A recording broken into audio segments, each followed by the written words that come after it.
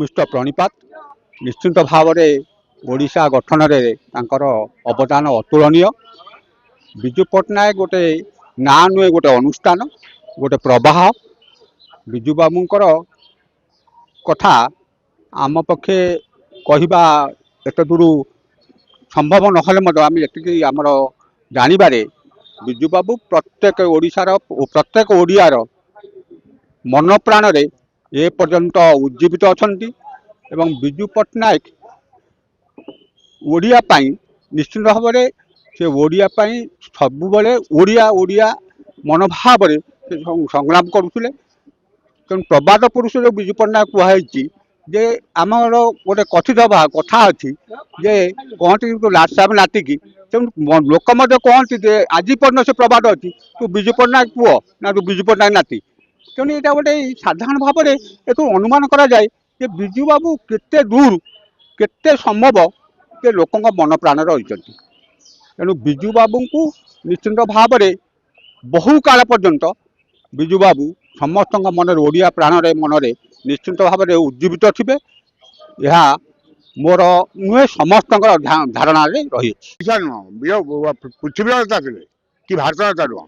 विजु बाबू जो दुस्साहस आप पारादीप पोर्ट विषय कहे पारादीप पोर्ट किमी चीफ सेक्रेटरी किमी बसले कहले किमी ओ है क्या मारदेवे कहे आज सरकार जगह ना ना गवर्नमेंट का अभाव अच्छी पैसा नेहरू चाहते विजु विषय कहले कहीहब मैंने आप दिन सर विजु बाबू छोटिया लोक नुह विजु बाबू अनाप ज्ञानी किंतु प्रकाश करते पूर्वतन मुख्यमंत्री माननीय नवीन पट्टनायक निर्देश क्रमे एवं आमर प्रिय विधायक विश्वरंजन मल्लिक आह्वान क्रमे आज बरीर रामेश्वर पीठटारे यही गर्वर दिवस विजु बाबू तीरदान दिवस आज पालित होइतिला।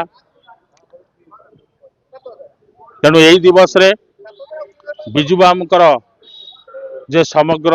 ओडिशा पाई भारत वर्ष पाई जो बलिष्ठ भूमिका थिला जहाँ कि तांकर श्रेष्ठ अवदान स्वरूप राज्यर उन्नति रे एक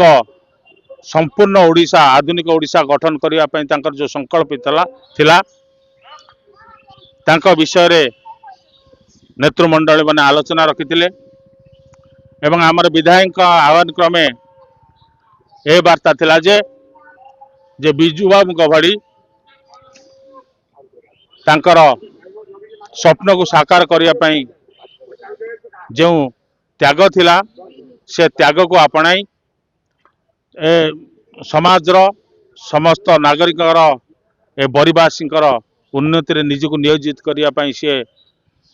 तांकर वार्ता प्रदान करथिले। मुख्य अतिथि रूप में तांकर पिता शिशिर मल्लिक महोदय उपस्थित रही जनसाधारण को निवेदन रखिथिले जे बरी अंचल डेवलपमेंट रे